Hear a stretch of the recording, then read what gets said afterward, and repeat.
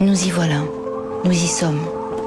Depuis 50 ans que cette tourmente menace dans les hauts fourneaux de l'incurie de l'humanité, nous y sommes. Dans le mur, au bord du gouffre, comme seul l'homme sait le faire avec brio, qui ne perçoit la réalité que lorsqu'elle lui fait mal. Telle notre bonne vieille cigale à qui nous prêtons nos qualités d'insouciance, nous avons chanté, dansé. Quand je dis nous, entendons un quart de l'humanité, tandis que le reste était à la peine. Nous avons construit la vie meilleure. Nous avons jeté nos pesticides à l'eau, nos fumées dans l'air. Nous avons conduit 3 voitures. Nous avons vidé les mines. Nous avons mangé des fraises au bout du monde. Nous avons voyagé en tous sens. Nous avons éclairé les nuits. Nous avons chaussé des tennis qui clignotent quand on marche. Nous avons grossi. Nous avons mouillé le désert, acidifié la pluie, créé des clones. Franchement, on peut dire qu'on s'est bien amusé. On a réussi des trucs carrément épatants. Très difficiles, comme faire fondre la banquise, glisser des bestioles génétiquement modifiées sous la terre, déplacer le Gulf Stream, détruire un tiers des espèces vivantes, faire péter l'atome, enfoncer des déchets radioactifs dans le sol, ni vu ni connu. Franchement, on s'est bien marré. Franchement, on a bien profité. Et on aimerait bien continuer.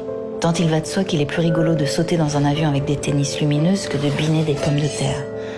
Certes. Mais nous y sommes, à la 3e révolution, qui a ceci de très différent des 2 premières, la révolution néolithique et la révolution industrielle pour mémoire, qu'on ne l'a pas choisie. On est obligé de la faire, la 3e révolution, demanderont quelques esprits réticents et chagrins. Oui, on n'a pas le choix. Elle a déjà commencé, elle ne nous a pas demandé notre avis.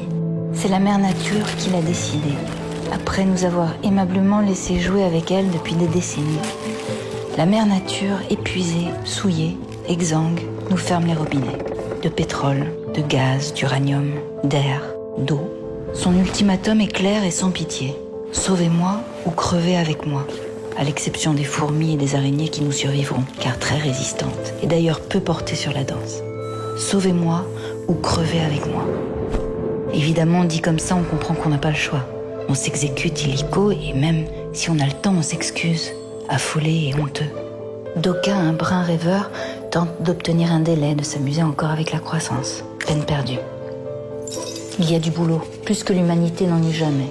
Nettoyer le ciel, laver l'eau, décrasser la terre, abandonner sa voiture, figer le nucléaire, ramasser les ours blancs, éteindre en partant, veiller à la paix, contenir l'avidité, trouver des fraises à côté de chez soi, ne pas sortir la nuit pour les cueillir toutes, en laisser aux voisins, relancer la marine à voile, laisser le charbon là où il est.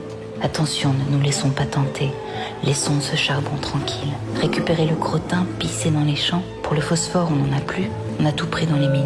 On s'est quand même bien marré. S'efforcer, réfléchir même. Et sans vouloir offenser avec un terme tombé en désuétude, être solidaire avec le voisin, avec l'Europe, avec le monde. Colossal programme que celui de la 3e révolution. Pas d'échappatoire, allons-y. Encore qu'il faut noter que récupérer du crottin, et tous ceux qui l'ont fait le savent, est une activité foncièrement satisfaisante, qui n'empêche en rien de danser le soir venu. Ce n'est pas incompatible, à condition que la paix soit là, à condition que nous contenions le retour de la barbarie, une autre des grandes spécialités de l'homme, sa plus aboutie peut-être. À ce prix, nous réussirons la 3e révolution. À ce prix, nous danserons, autrement sans doute, mais nous danserons encore.